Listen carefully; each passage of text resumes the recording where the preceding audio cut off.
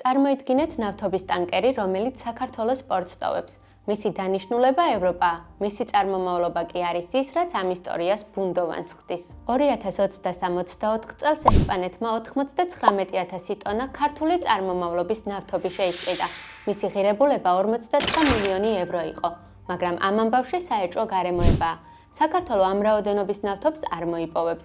მაშინ საიდან გვაქვს და რატომ არ ჩანს ის საქართველოს ოფიციალურ სტატისტიკაში? ეს ბაზებში გაპარული შეცდომა არაა. ჩვენი ჩრდილოელი მეზობლის ტრიუკია, რომელსაც სანქცირებული რუსული ნავთობი ევროპულ ბაზარზე ამ გზით შეაქვს. ნავთობი იცვლის დოკუმენტაციას და წარმომავლობას. მოდი ცოტა უკან დავბრუნდეთ. 2022 წელს, როცა რუსეთმა უკრაინის წინააღმდეგ ომი დაიწყო, მსოფლიო მასშტაბური სანქციები დააწესა. ევროპამ აკრძალა რუსული ნავთობი, რათა აგრესორის ომის მანქანის ფინანსები შეეზღუდა. წლის ბოლოსთვის რუსეთიდან ევროპაში ნავთობის პირდაპირ იმპორტი 24%-დან 4%-მდე შემცირდა. ფიქრობთ მიზანი მიღწეულია?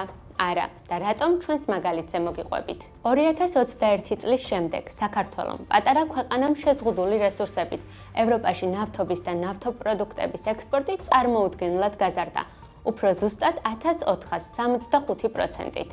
მაგრამ აქ კიდევ ერთი პრობლემაა.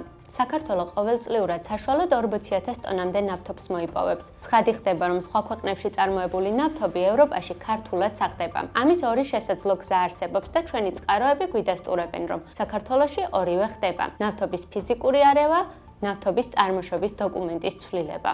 ჩვენ ხუთი თვე ვიკვლევდით, როგორ საღდება ქართულად სავარაუდოდ რუსული სანქცირებული ნავთობი. შევადარეთ საქართველოს ოფიციალური სტატისტიკას საერთაშორისო ბაზებს. ვესაუბრეთ 15-მდე ადამიანს, რომლებმაც ნავთობის ვაჭრობის საკითხი კარგად იციან. აგრესორი აგრძელებს საქართველოში ნავთობის ნომერ პირველ იმპორტიორობას. მეტიც, ვიპოვეთ, რომ ქვეყანაში ომის დაწყების შემდეგ რუსეთიდან ქართული მხარის მიერ ოფიციალურად რეგისტრირებულზე მეტი ნავთობი შემოდის.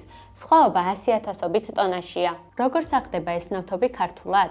მაგალითად, 20,000 ტონა რუსულ ნავთობს თუ 5,000 ტონა ქართულს შევურევთ, შემდეგ შეიძლება ევროპაში ეს ტვირთი ისე გავიდეს, როგორც ქართული წარმოშობის. ერთ-ერთი მეზღვაური რუსული ნავთობის ევროპაში გაყიდვის გემიდან გემზე გადატანის გზასაც გვიხსნის. რუსული ტვირთი ნეიტრალურ წყლებში, სადაც არც ერთი ქვეყნის საბაჟო იურისდიქცია არ ვრცელდება, სხვა ტანკერზე მილით იტვირთება და ასე გადის ევროპაში. ეს სანქციების დაწესებამდე ნავთობის გზაში გაყიდვის სრულიად ლეგალური გზა იყო. ახლა კი რუსული ნავთობის გაყიდვის შავ ხვრელად იქცა. ეს მხოლოდ საქართველოს გამოცდილება არ არის. ასე ხდება მაგალითად ეგეოსის და წითელი ზღვების ნეიტრალურ წყლებშიც. ასეთი შავი ხვრელების შედეგად ქართულ და საერთაშორისო ბაზებს შორის სტატისტიკური ანომალიებია. მაგალითად, საერთაშორისო ბაზების მიხედვით, 2022 წლის ივნისში საქართველოს პორტებიდან ბელგიაში 16,5 მილიონი დოლარის ღირებულების ქართული წარმოშობის ნავთობი გავიდა. ქართულ ბაზაში კი ამ ექსპორტის შესახებ ინფორმაცია საერთოდ არ იძებნება.